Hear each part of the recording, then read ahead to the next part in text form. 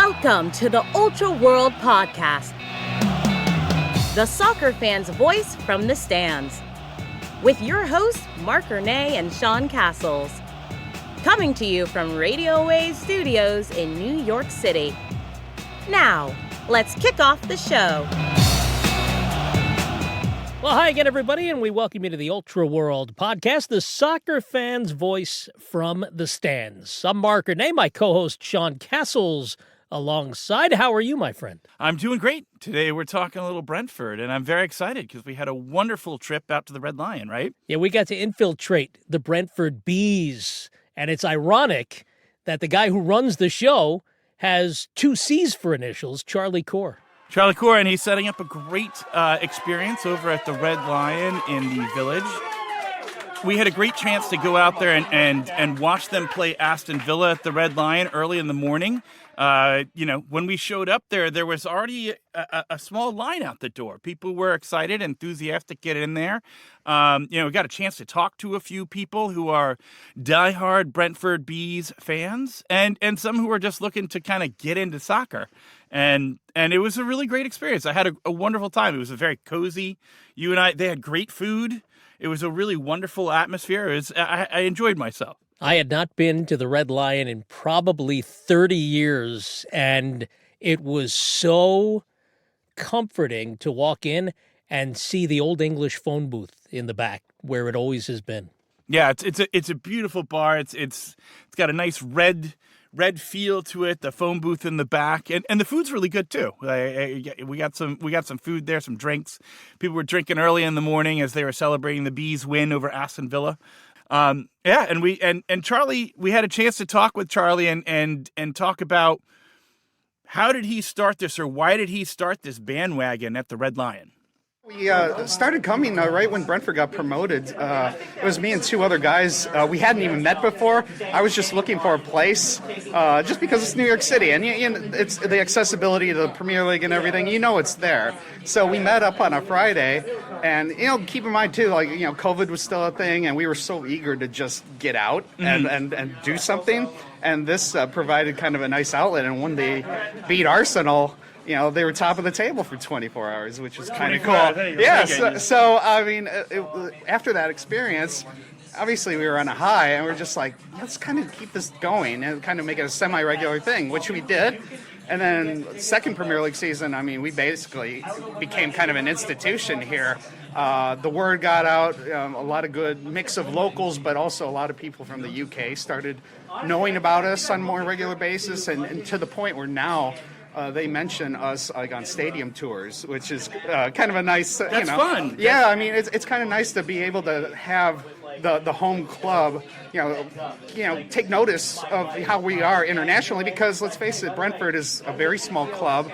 It hasn't really had anything established in America, and we're kind of one of the first, experiences of it, really. So I see this group as like sort of a template, We've got people, the Savila brothers over here have come in from Texas. That's got to be a really good feeling there of just you guys are a place, and it's also early in the morning that people come out and join, and they get involved. What would you say? I would say the atmosphere is a little bit more like a rock concert. When you said it was different from any other sports, tell us how it's different from other American sports watching Premier League or just soccer in general. Oh, without question.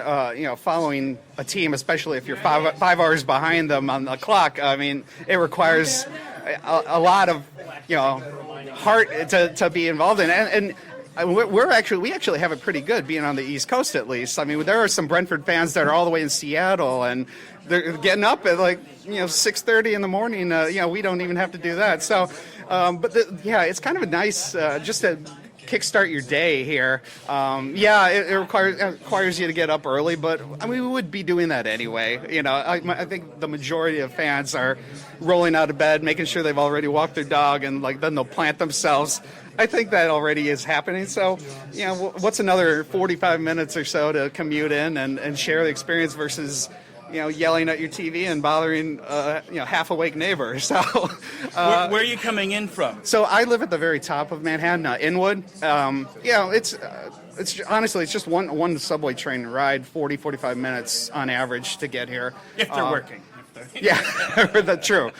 But yeah, I mean, we've got just a good mix of people that come in. I mean, we've got several people from the New Jersey side, regular, people that come in, which is amazing. So, but yeah, like you said, we've got Texas represented here today. We get people from the UK almost every weekend. We get somebody that's a season ticket holder or a family or whatever that knows about us, because the word spread, a lot. So it's good to kind of have that mix. And of course, the best thing for me too is just sort of hearing their fan stories as well, and them talking about maybe the harder days in the 1990s and when they're struggling, and just to keep the team alive and everything. I mean, those kinds of things that really.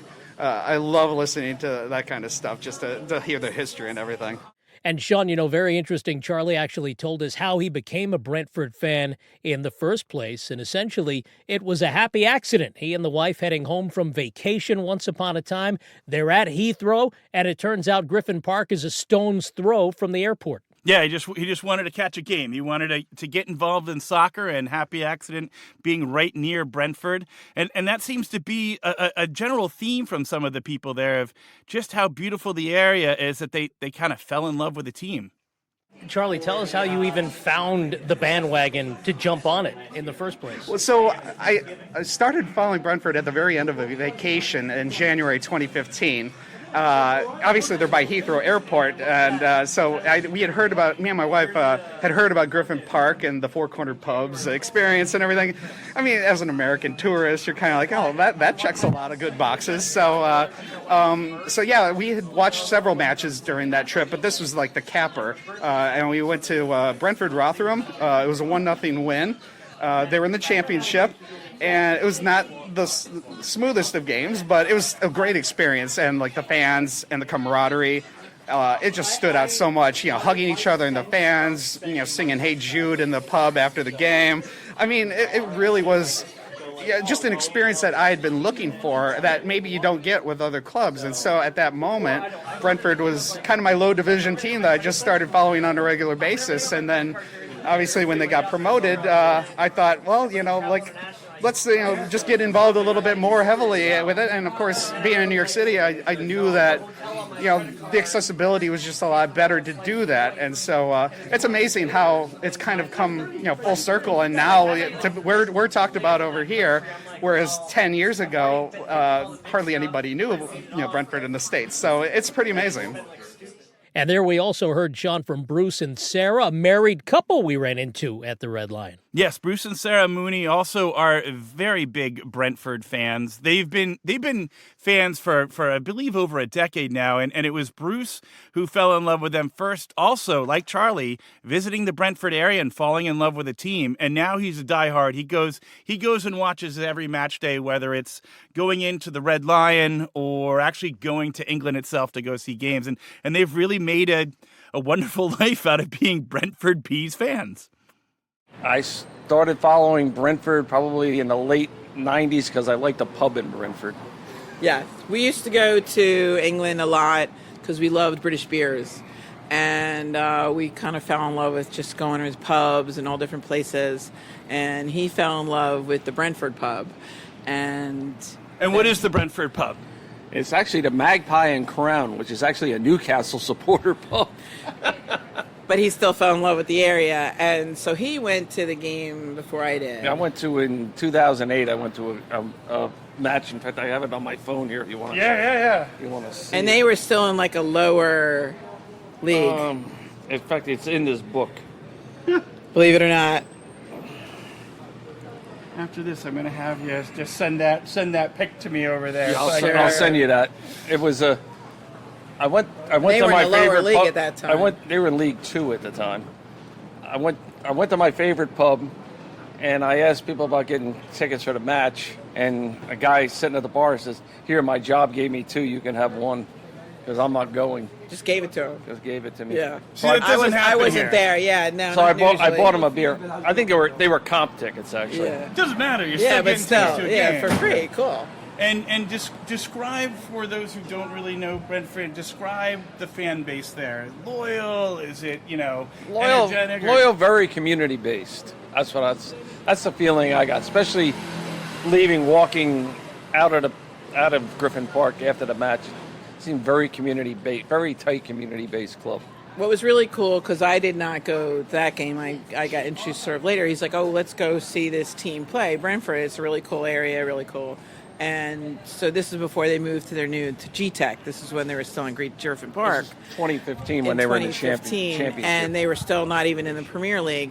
And so we went over there, and the crazy thing about it is I get off the tube, subway, and I'm like, where's the stadium? Like, what are you talking about? And we kind of walk through, and it's in a neighborhood at the time. It was literally just almost like looking at a local football team in a neighborhood. I'm like, what the hell? There's like houses, and all of a sudden there's a stadium. It wasn't for the big stanchion lights, you wouldn't even know. It was wild. You wouldn't even know there was a stadium. It was so, like, it was small. Because there was row houses.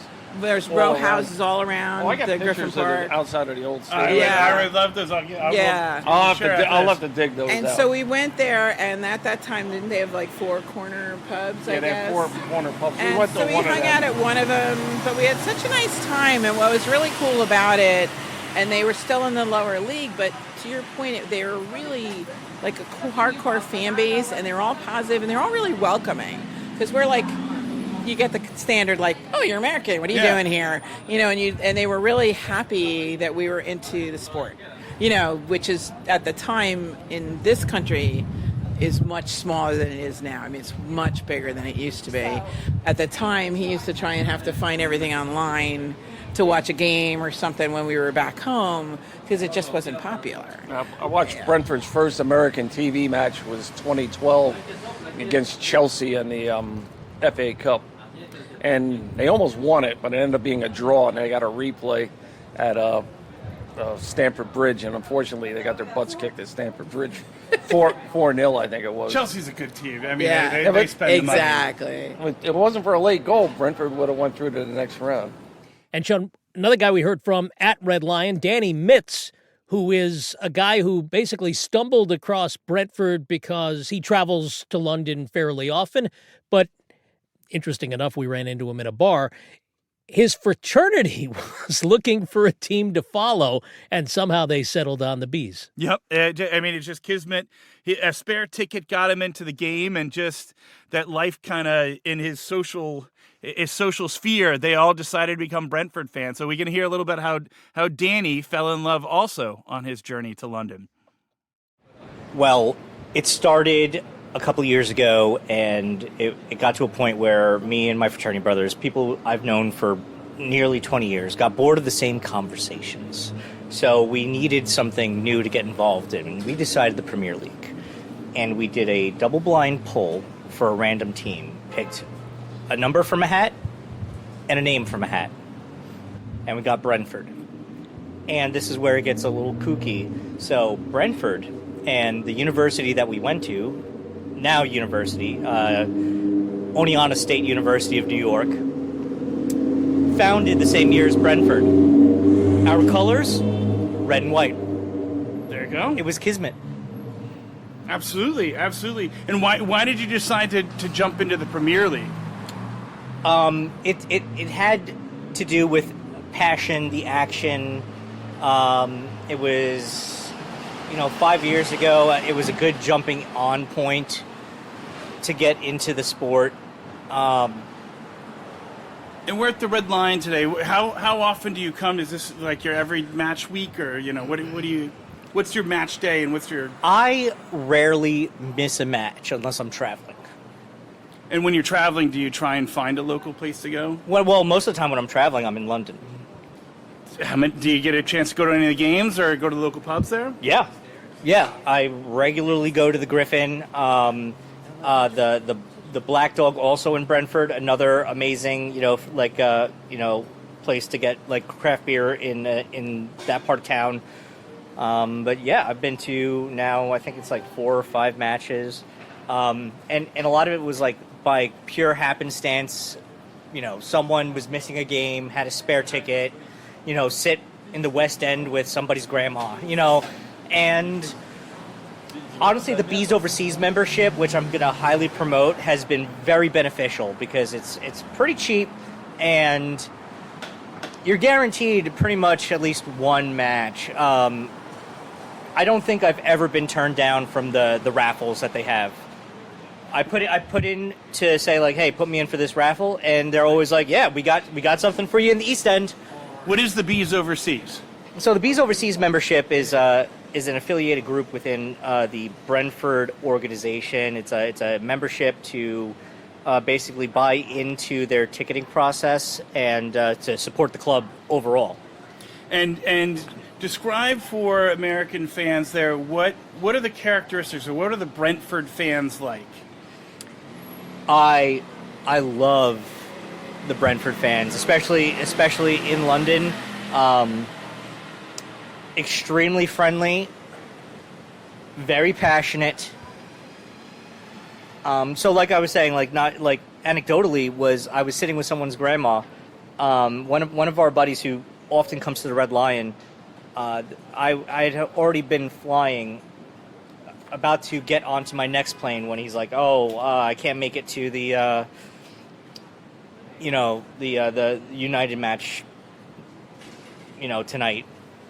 Does anyone want my ticket? Haha. And I'm like, I'm literally getting on my next plane. I'm about to land in London. So my first day in London, absolutely jet lagged, flying all night.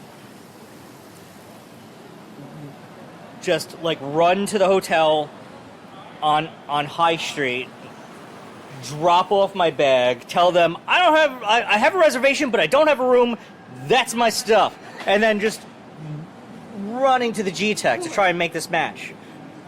And what was describe the game? How was it? You were sitting with someone's grandma. Like, what was the experience like there? Oh yeah, so I'm sitting in the West End. I got someone's spare ticket, and it's like season tickets. The whole family's there, right? And this dude just walks up to me. He's like, "Hey, you're Chris's friend." And I'm like, "Yeah." He's like, "All right, well, you got to meet the family, all right." And then he's like, all right, this is cousin so-and-so, this is so-and-so, this is my nan. So they opened you with open arms. Yeah, right I was invited to Easter dinner. Like, I respectfully declined, but, it's amazing. I mean, I talk almost every day with people over in London still. And as we will see and hear in another episode of our podcast, I had my dog, or at least I tried to have my dog, Bailey, pick the table. I know we've talked about this a couple of times. My wife wound up filling in, if you will, as Bailey's stunt double. And Marnie, again, completely random, has Brentford at 15th, outside the relegation zone, which is a great place. But, the people we talk to, like Charlie and Danny, they're not really expecting a whole lot from the season anyway, right? No, it's about the analytics. Actually, it was Bruce and Sarah who called them the Tampa Bay Rays of the Premier League. And for our baseball fans out there, that means we know we have a finite amount of money, but we're going to use it really wisely. We make really smart moves. And I know that there are a lot of people that want to pick a team that is intelligent with its moves, that plays really well and punches above their weight. And so Bruce and Sarah kind of talked about that here. Why should I, as I'm trying to figure out what team I'm going to do, why should I become a Brentford supporter? It's tough to say. To me, they're a fun club to watch. Yeah. For me, we don't have high expectations. Yeah. For me, I don't expect us ever to win the league. Yeah.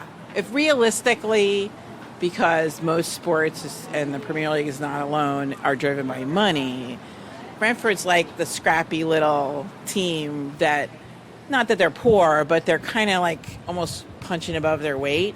So they're like the fun team that gets further than you think they're going to go. And they're exciting because they really have some really nice players.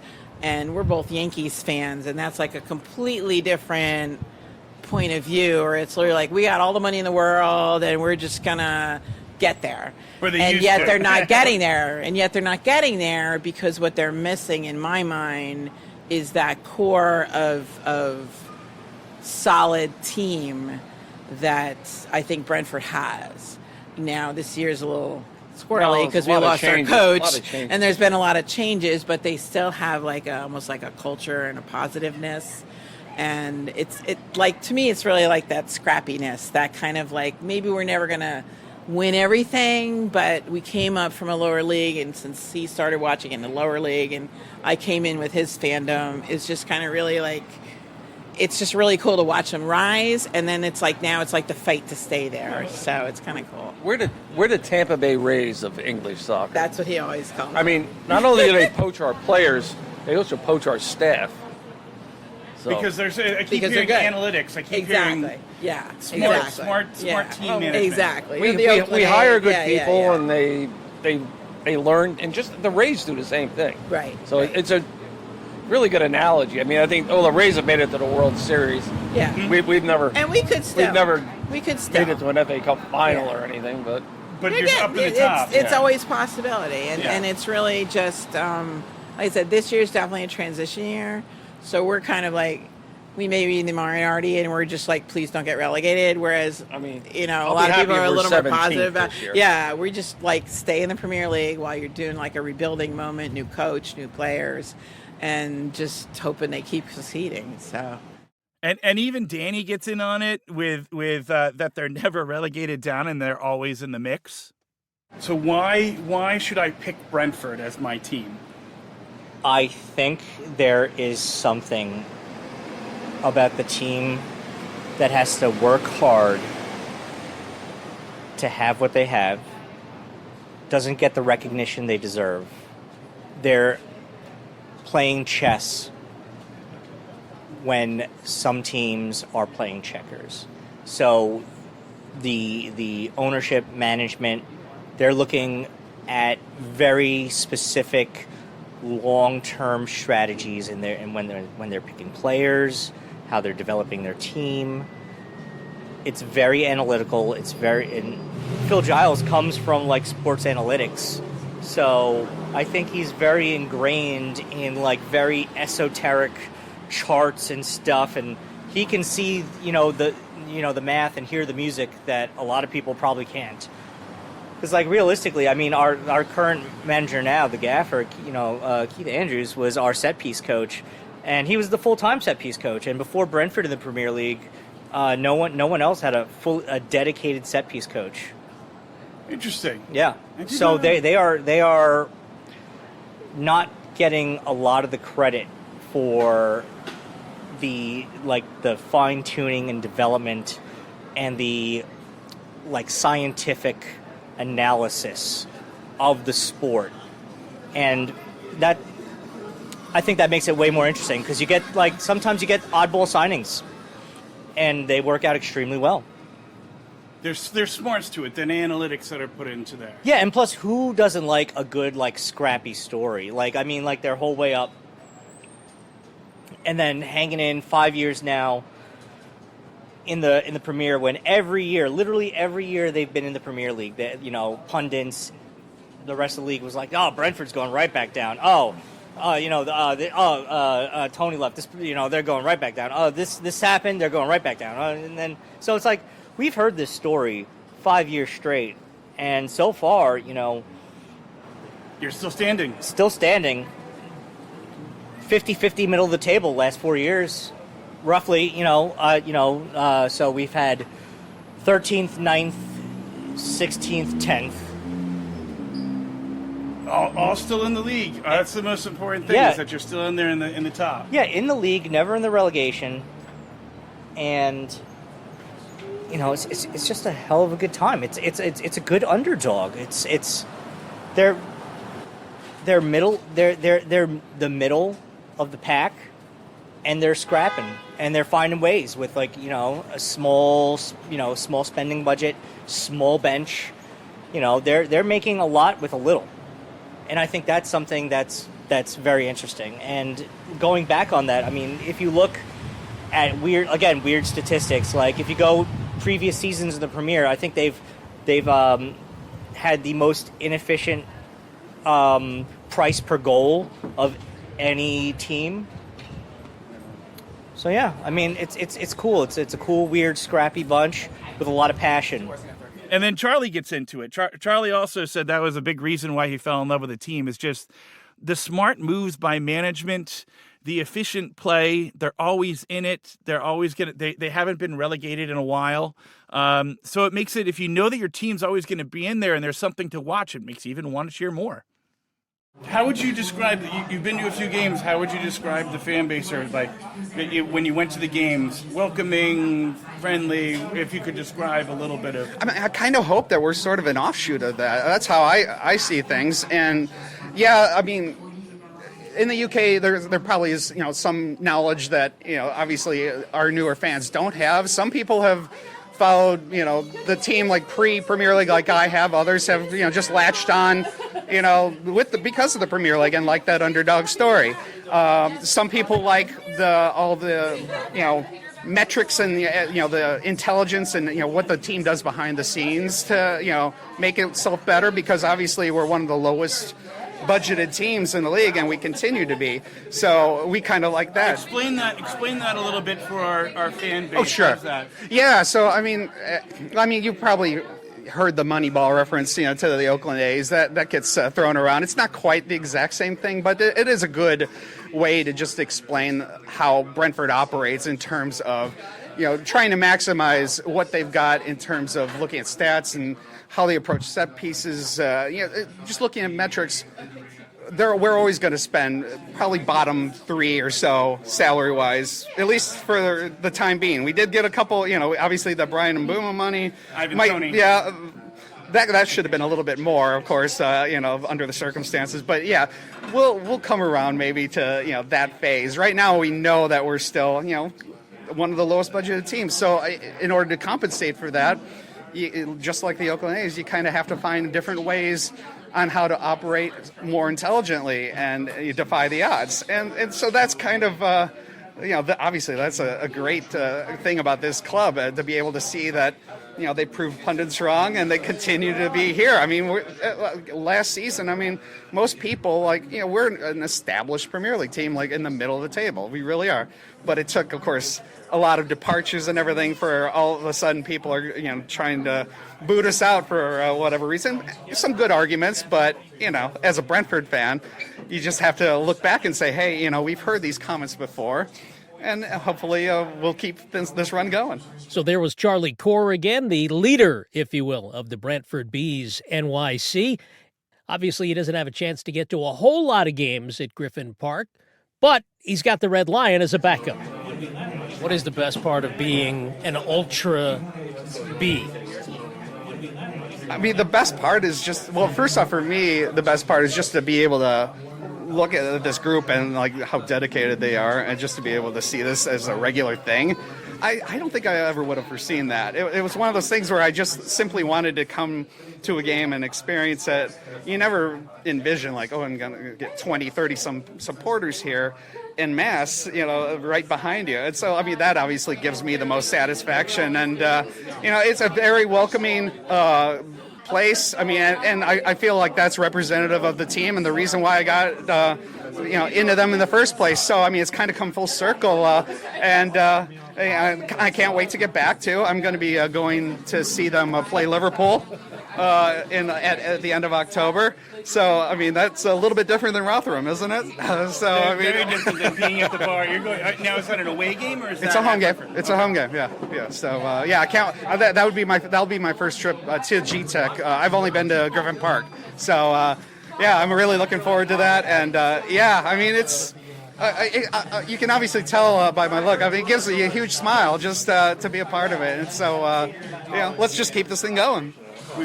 We got people filtering in here. It looks like it's up to 30 already.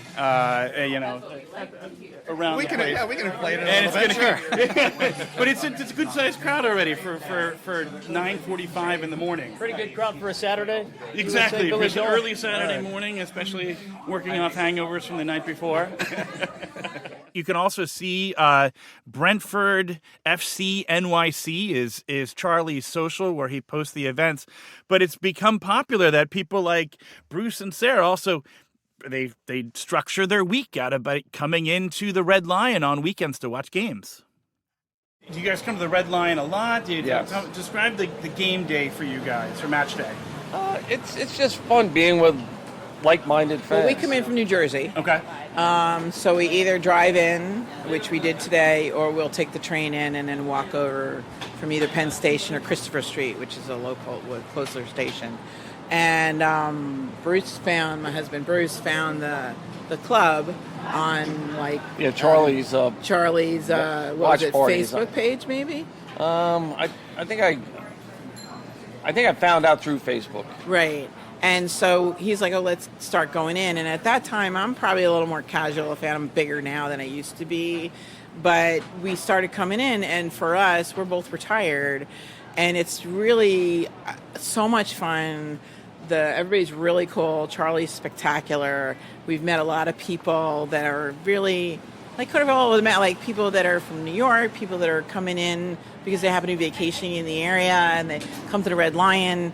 And then honestly, the Red Lion is a spectacular place. It's a really good bar. They have great music later on. If you hang after the game, they have really good. Just the customer service is great. So we really kind of found it's like a community. It's really, really cool. So Griffin Park was really great. A lot of community. But also for us is honestly the community here we have at Red Lion. Yes. It's what Charlie's built here. It's the people we know now that we didn't know before. We come in from Jersey and we're coming into the city, which we love. Because we live in North Jersey, we come in a decent amount. But it's that community that he's done, and we love the fact that there's people coming from other areas, like coming from London and oh, we found out about the Red Line and we come see it. And it's like, we've had a couple of ladies that came in more than once, and it's really fun. It's a really full fun. social experience. Exactly. And it's also just very welcoming, really, really open. Big giant fan or casual fan, you're welcome. Friends of friends, whatever. It's a really good experience. And I give a lot of credit to Charlie. If you bring a fan of the opposing club, yeah.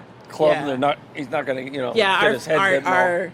We'd almost call him our nephew, but it's my girlfriend's son. He's with us today. He's actually a Tottenham fan. And everybody here is welcomed him. Even though Thomas Frank went to Tottenham this year, they're like, I don't know.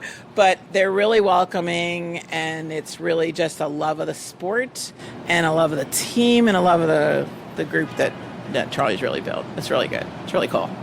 We got a really good download from the fans at the Red Lion of what they love about their team and what makes Brentford unique. The beauty of the area, the analytics and smarts. We also talked to our resident astrologist, Scott Tajarian, and we asked him to do what is the chart of the Brentford Bees and what does that mean? So here's a little bit here about what is the astrology of the Brentford Bees. We'll move on to Brentford. Brentford, also a team that I don't know really much about. I just remember they had Ivan Toney, who is an English soccer star who's now playing in the Saudi League. That's really all I knew because I enjoyed watching Ivan Toney because Ivan Toney just scores goals. He's like a one-man wrecking crew, and I enjoy watching him. But I don't know much about Brentford. A lot of these teams that are coming up here, again, don't know a lot about and very curious of what their chart says.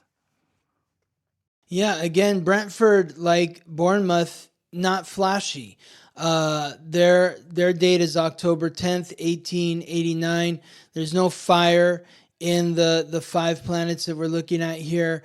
The sun is in Libra. So I think this is the first team that we've talked about with the sun in Libra.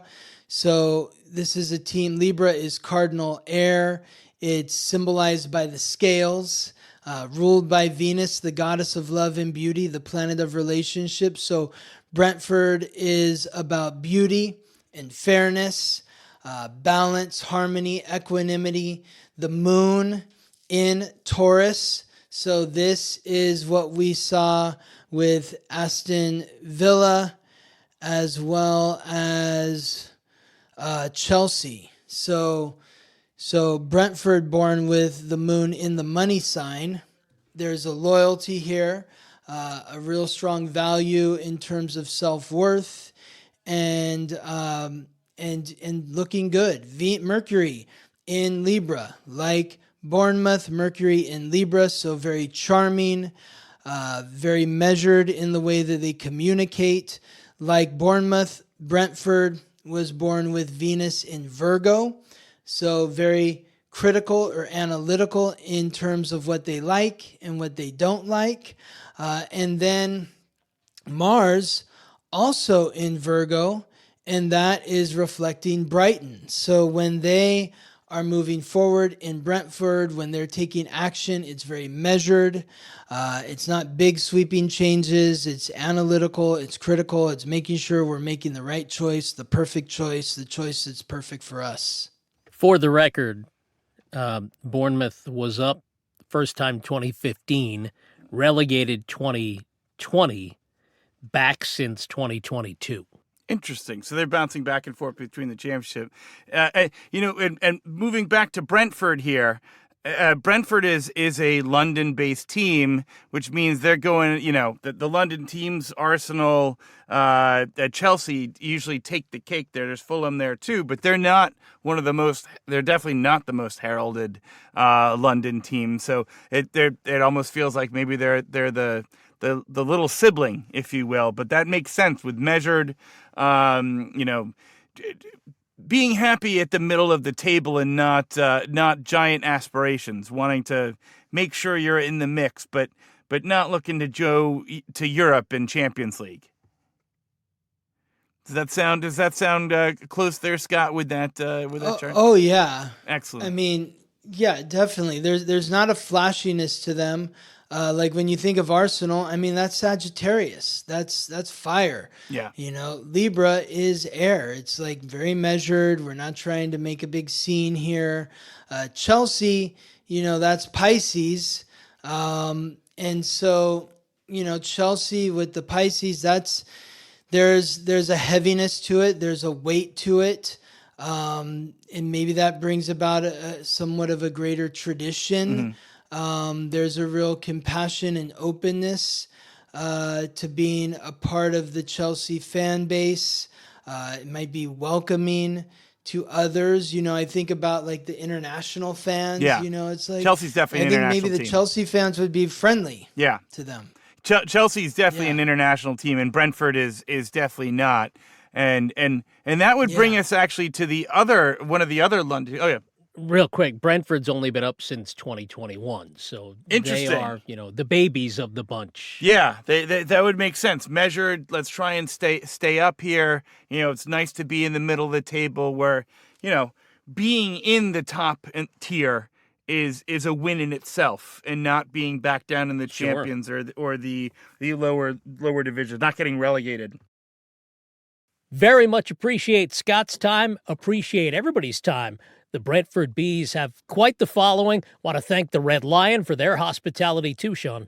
And also we want to thank Charlie. And if you want to follow and learn more about where you can go watch these events at the Red Lion, Brentford FC NYC. They also have Brentford FC NYC Facebook page. I mean, this is a time to get out there, do something. Don't just sit around your house and watch it. Even though it's really early in the morning, go out to the Red Lion, grab a pint, make some new friends. This is what this is about here. So I hope that next time Mark and I are out at the Red Lion or other places, we're going to see you guys there. And I hope you enjoyed today's podcast. Thanks, guys. For Marc and A, I'm Sean Castles.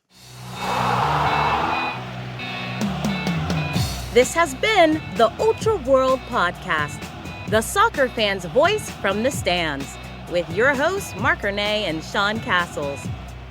Our executive producer is Sue Zizza. Marc and Sean Castles are co-producers. David Shin is our master engineer. Assistant producer Avery Gehrig, and I'm Alicia Antwine. To be a guest on the Ultra World Podcast or learn all about sponsorship opportunities, send an email to ultraworldpod@gmail.com. Be sure to follow the show on all the social media platforms at Ultra World Pod. Copyright 2026. All rights reserved, Ultra World Podcast, LLC.